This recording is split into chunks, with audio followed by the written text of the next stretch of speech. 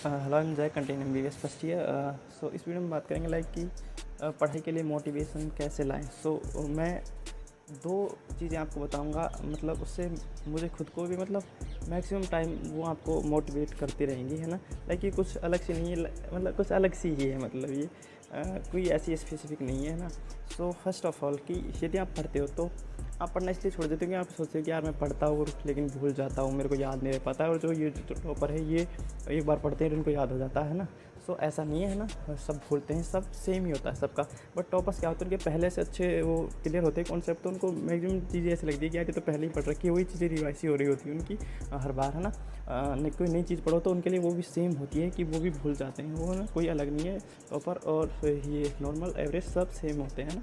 So first of all आप ये इसीलिए नहीं पढ़ती कि आप सोचते हो कि यार मैं भूल जाता हूँ, तो आपको मन नहीं करता यार पढ़ूंगा भूल जाऊँगा पेपर के टाइम में, फिर मार्क्स नहीं आएंगे, है ना, तो इससे अच्छा तो मैं पढ़ूँगी, है ना। सो ऐसा मत सोचो, क्योंकि फर्स्ट ऑफ ऑल आप पढ़ो तो ये सोचो कि जब आप पढ़ रहे हो एग्जैक्टली उस टाइम पे तो आपको वो चीज़ पता लग रही है जो आप पढ़ रहे हो, जो एक्चुअल है।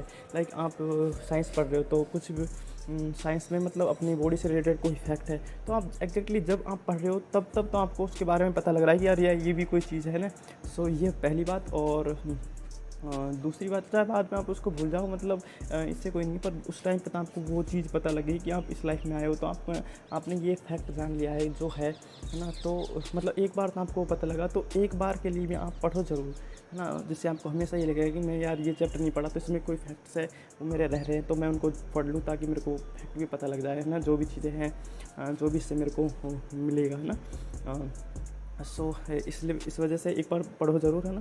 सो इससे आपको वो मिलेगा। और सेकंड थिंग ये है कि लाइक ये थोड़ा वैसा इमोशनल वे का सा है, लाइक कि यदि आप नहीं पढ़ रहे होते हैं ना, तो आप सिंपल वे में अपनी तो खुद की कर रहे होते हो, दूसरी अपनी टीचर की भी बेइज्जती कर रहे होते हो कि लाइक यार वो पढ़ा रहा, तो वो कोई मतलब वो तो है ही नहीं कि लाइक ऐसे ही आ रहा है पढ़ा रहा है ना, ऐसा नहीं है। वो भी अपने एफ़र्ट लगा रहा है, तो आपको भी लाइक एफ़र्ट तो लगाने चाहिए, है ना।